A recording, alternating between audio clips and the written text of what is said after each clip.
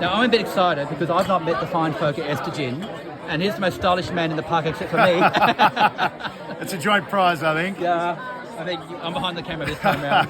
Tell us about yourself, man, and Ester. Oh, look, my distilling journey started about 10 years ago or 11 years ago in the back garden of my Newtown digs. Started as a little competition between a mate of mine. He showed me some booze that he'd made, and it was absolutely terrible. And and I said I can do better than that. And I went out the next day and bought myself a little still. And fast forward 10 years, and Ester was born. And we went to market with our original 2 gins, our dry London dry style, or our strong or navy strength, very much in that London dry style again, but 57%. More recently, about a year ago, we just released our Old Tom gin. Ooh, that's great. Yeah, Old Tom's an interesting category. Could be sweetened, doesn't have to be. Could be barrel aged, doesn't have to be.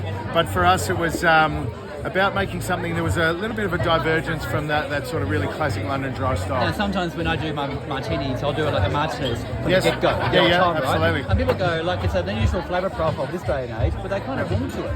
Yeah, well, I mean, for me, I wanted to make what I was calling when we first started our R&D a softer gin or a soft gin, and I guess the leaving that sort of London dry style, less juniper, less spice, more of that citrus and sweeter characteristics.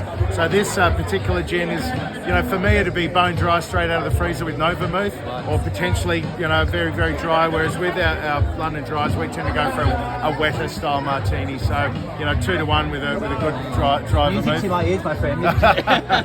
But yeah, my background's always been hospitality. So for me, it was always about creating alcohol that could be drunk on its own, straight off the still, but also versatile and robust enough to stand up in whatever you're drinking it with. Oh, well, that's the true test, isn't it, really? Absolutely, and I think, as I said, straight off the still, sticking your finger out of the parrot head and being able to say, that's what I want to find in this booze, and not having to mask it with citrus or with sugar or anything else. So how would you suppose, for me, I see Ester the brand, very contemporary expression, very Sydney expression. Is that how you describe it? Yeah, look, we really wanted to, I guess, rather than being an impersonal brand, we wanted to build the brand around Karina, my wife, and I's personality. So I think that shines through with the way that we present ourselves, the way we present the band. We're irreverent.